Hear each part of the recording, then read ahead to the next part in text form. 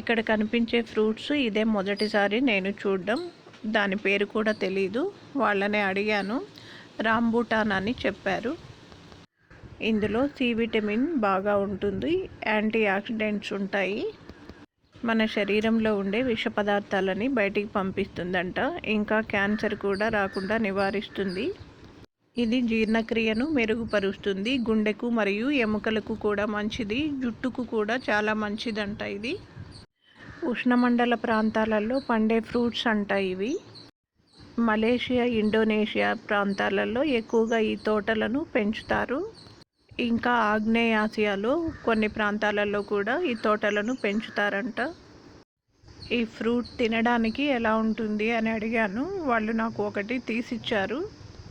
చాలా బాగుంది. ఇందులో సి విటమిన్ కూడా ఎక్కువగా ఉంటుందంట. చాలా స్వీట్గా కూడా ఉంది. అందుకని కొన్ని తీసుకున్నాము ఈ ఫ్రూట్స్.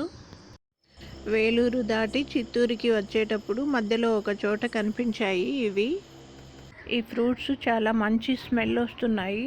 ఇంకా తినడానికి కూడా చాలా బాగున్నాయి, స్వీట్గా ఉన్నాయి.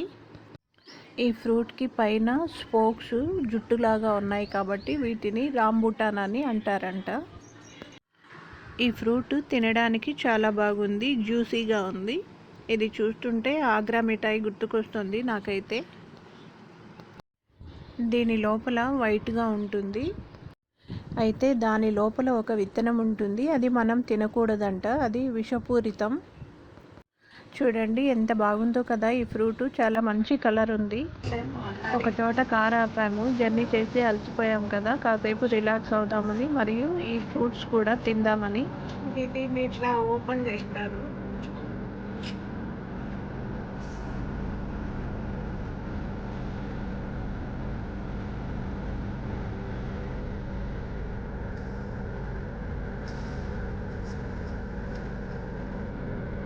వాళ్ళు బాగా ఈజీగా ఓపెన్ చేసేస్తారు దీన్ని. మనకు రావట్లేదు.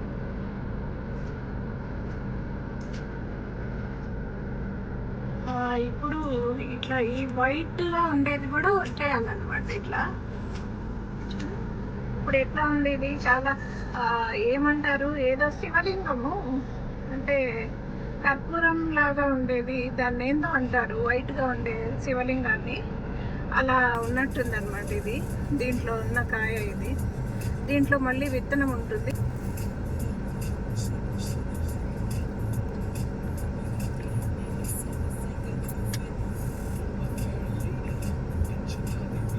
చాలా బాగుంది. ఇట్లా ఈజీగా తీసేసినారు వాళ్ళైతే. ఇలా శివలింగ ఆకారంలో ఉంది. దీన్ని ఏదో శివలింగం అంటారు, ఇట్లా వైట్గా ఉండేదాన్ని. ఇప్పుడు గుర్తొచ్చింది, దీన్ని స్ఫటికలింగం అంటారు. ఇలా ఈ ఆకారంలో ఉన్న శివలింగాన్ని. టేస్ట్ చాలా బాగుంది. ఇది ఆగ్రా మిఠాయి లాగా తీయగా, చాలా అంటే చాలా బాగుంది, జ్యూసీగా ఉంది ఈ కాయ. ఫస్ట్ టైం చూడడం, తినడం కూడా ఇది.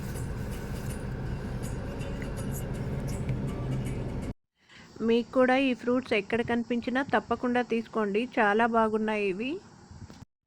అలాగే నా ఛానల్ మొదటిసారి చూస్తున్న వాళ్ళు తప్పకుండా సబ్స్క్రైబ్ చేసుకోండి. అందరూ లైక్ చేయండి, షేర్ చేయండి. Thank you.